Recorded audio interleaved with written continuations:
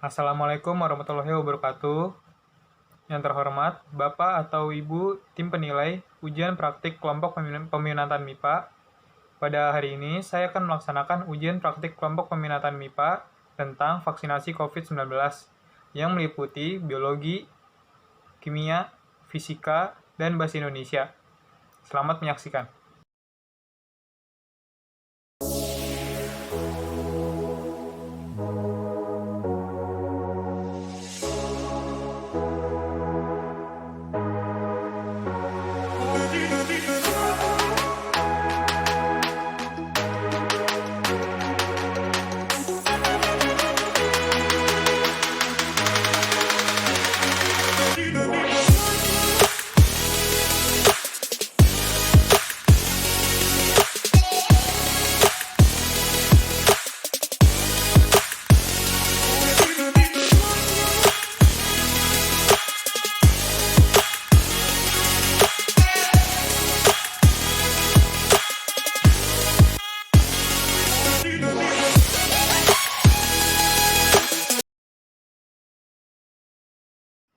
Saya hari ini akan menjelaskan 3 fakta seputar vaksin COVID-19 di Indonesia.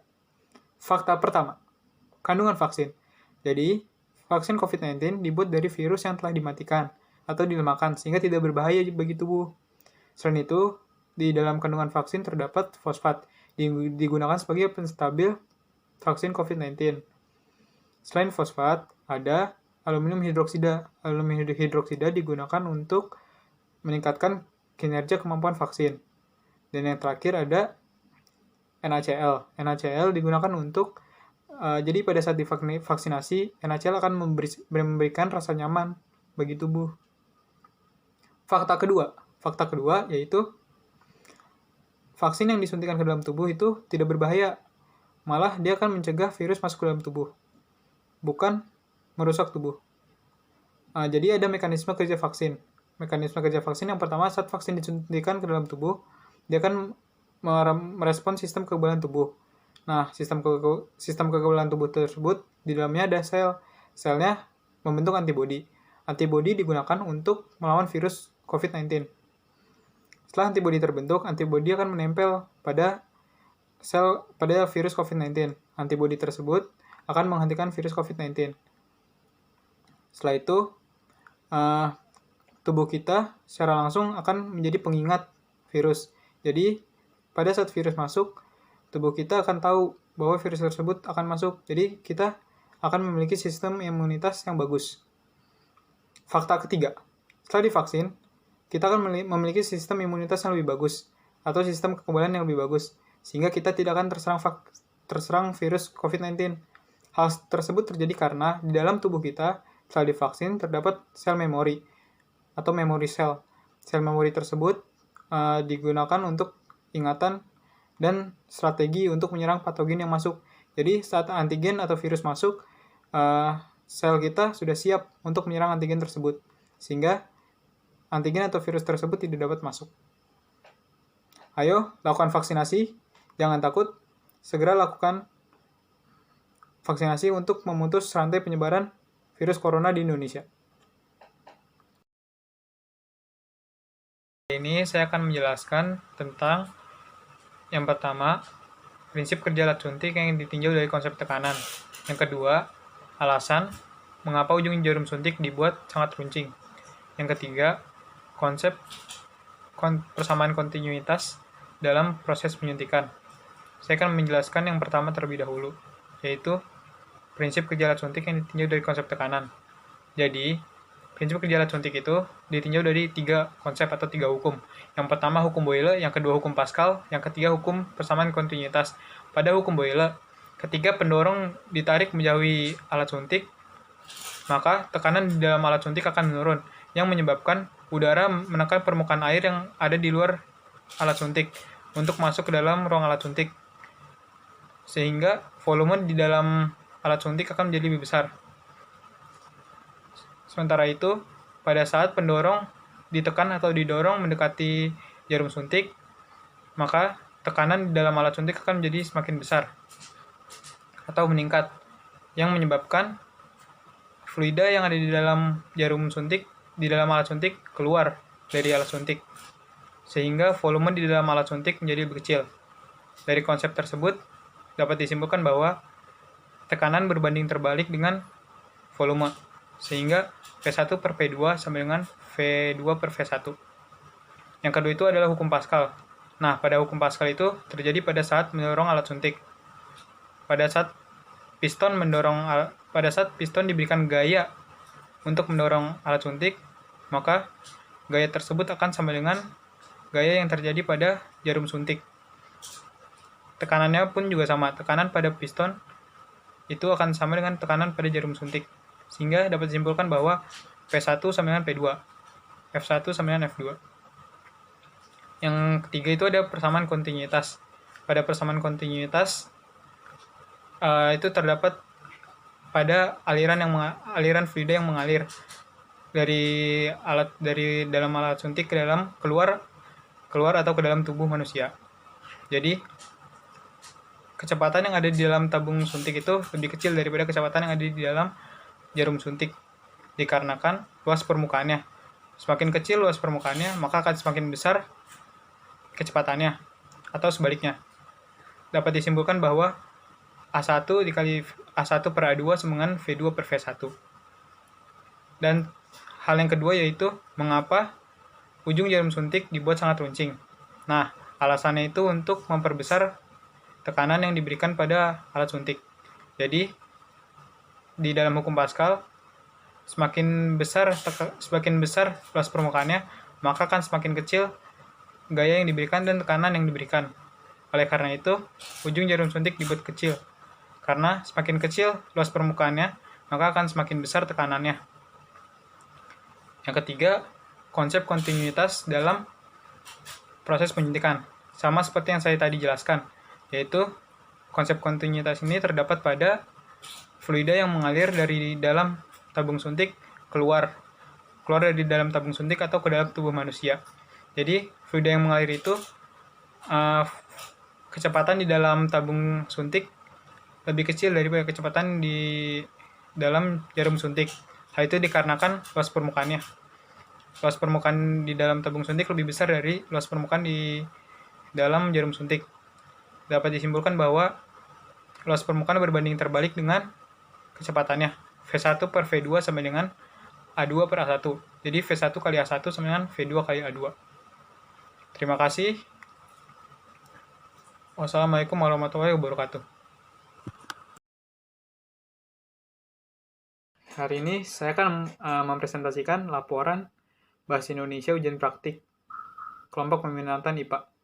Yang pertama itu judul penelitian. Judul penelitian yang saya ambil yaitu pro dan kontra vaksinasi Sinovac di Indonesia. Yang kedua landasan teori. Landasan teori saya ambil dua. Yang pertama pengertian vaksinasi, dan yang kedua adalah apa itu vaksin Sinovac. Jadi vaksinasi itu adalah pemberian vaksin dengan cara disuntikan atau diteteskan ke dalam mulut dengan tujuan meningkatkan sistem kekebalan tubuh terhadap virus, bakteri, ataupun jamur penyebab penyakit tersebut.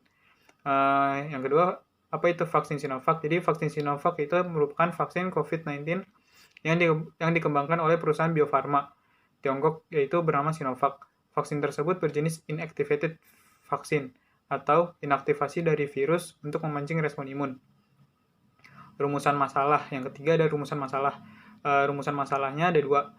Yang pertama, bagaimana tanggapan masyarakat terhadap vaksinasi di Indonesia. Dan yang kedua, bagaimana tanggapan dan tindakan pemerintah terhadap vaksinasi di Indonesia. Yang keempat ada tujuan penelitian. Tujuan penelitiannya itu ada dua. Yang pertama, untuk mengetahui tanggapan masyarakat mengenai vaksinasi Sinovac di Indonesia. Yang kedua, untuk mengetahui tanggapan dan tindakan pemerintah terhadap vaksinasi Sinovac di Indonesia. Yang kelima itu waktu dan tempat praktikum.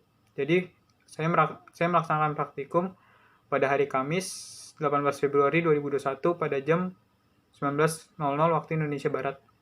Bertempat di rumah saya di Jalan Taman Asri Blok 6 nomor 5 A Ciledug, Tangerang, Banten. Yang keenam, alat dan bahan. Alat yang dibutuhkan dalam proses praktikum ini yaitu laptop atau komputer. Bahannya itu berita di media massa dan jaringan WiFi. Kemudian yang ketujuh ada hipotesis penelitian atau dugaan sementara. Hipotesis penelitian yang saya ambil yaitu vaksinasi Sinovac di Indonesia akan menimbulkan pro dan kontra di masyarakat. Yang kedelapan, prosedur penelitian. Prosedur penelitian yang saya gunakan itu ada dua, kualitatif dan kuantitatif. Kualitatif dilakukan dengan cara mengakses data di internet tentang pro dan kontra masyarakat terhadap vaksinasi Sinovac di Indonesia. Dan kuantitatif itu menganalisa gambar grafik tentang pendapat masyarakat terhadap vaksinasi Sinovac di Indonesia. Yang kesembilan, hasil penelitian. Hasil penelitian itu terbagi menjadi dua, yaitu tanggapan masyarakat terhadap vaksinasi Sinovac di Indonesia yang pertama, dan yang kedua, tanggapan pemerintah terhadap vaksinasi Sinovac di Indonesia. Saya akan jelaskan yang pertama terlebih dahulu. Jadi, vaksinasi Sinovac di Indonesia menuai pro dan kontra di masyarakat. Ada masyarakat yang bersentimen positif maupun negatif. Masyarakat yang pro terhadap vaksinasi Sinovac menyatakan bahwa kegiatan vaksinasi tersebut merupakan langkah untuk memutus mata rantai corona dengan lebih cepat. Masyarakat juga menilai bahwa vaksin yang digunakan sudah aman dan efektif karena didapat dari negara asal virus tersebut. Selain itu, masyarakat optimis vaksin yang akan diberikan dapat terjangkau oleh seluruh masyarakat. Sedangkan masyarakat yang kontra terhadap vaksinasi Sinovac menyatakan bahwa vaksin tersebut mempunyai efektivitas yang rendah dibandingkan vaksin buatan Amerika dan Rusia. Masyarakat juga menilai bahwa vaksin tersebut akan membawa efek samping yang nantinya malah akan merugikan masyarakat itu sendiri. Dan yang ketiga, mereka juga meragukan akan status kehalalan vaksin tersebut. Kemudian hasil penelitian yang kedua, tanggapan pemerintah terhadap vaksinasi Sinovac di Indonesia. Jadi pemerintah yakin dengan vaksinasi Sinovac di Indonesia karena pemerintah sudah mempertimbangkan 3 hal sebelum membeli dan melakukan vaksinasi tersebut. Hal yang dipertimbangkan yang pertama yaitu vaksin Sinovac berada dalam daftar yang telah disetujui oleh WHO atau Organisasi Kesehatan Dunia. Yang kedua, ketersediaan vaksin Sinovac yang dinilai cukup dibandingkan vaksin yang lain untuk melakukan vaksinasi pada gelombang awal di Indonesia. Dan yang ketiga, vaksin tersebut sudah mendapat izin dari Badan Pengawas Obat dan Makanan atau BPOM. Karena ketiga kondisi tersebut, maka pemerintah melakukan vaksinasi Sinovac terlebih dahulu. Yang ke-10 ada analisis data. Terkait pro dan kontra vaksinasi Sinovac di Indonesia, dari data grafik di atas, dapat dihitung bahwa 66% didominasi oleh sentimen negatif atau kontra, 32% sentimen positif atau pro, dan sisanya 2% sentimen netral. Selama periode pengambilan, data dapat dilihat bahwa sentimen negatif lebih dominan terkecuali pada saat di tengah-tengah periode tersebut di mana sentimen positif yang dominan. Yang ke-11 ada kesimpulan dan saran. Kesimpulannya yaitu berdasarkan hasil penelitian yang dapat disimpulkan bahwa vaksinasi Sinovac di Indonesia lebih banyak menuai kontra dibandingkan pro dari masyarakat. Hal ini dikarenakan ketakutan yang berlebih terhadap vaksin tersebut karena kurangnya informasi yang diberikan seputar vaksinasi tersebut. Saran dibagi menjadi dua, yaitu bagi masyarakat dan bagi pemerintah. Bagi masyarakat, segera lakukan vaksinasi untuk memutus rantai penyebaran COVID-19. Dan carilah informasi yang akurat seputar vaksinasi agar tidak timbul keraguan yang berlebih akan vaksinasi. Yang kedua, bagi pemerintah, yaitu segera lakukan penyuluhan dan penyebaran informasi terkait vaksinasi, agar masyarakat yakin dan mau untuk melakukan vaksinasi. Selain itu, pemerintah harus bisa mendorong masyarakat untuk melakukan vaksinasi. Dan yang ke-12, daftar pustaka yang saya gunakan itu ada 6. Berikut adalah penjelasan dari saya. Terima kasih, kurang lebihnya mohon maaf. Wassalamualaikum warahmatullahi wabarakatuh.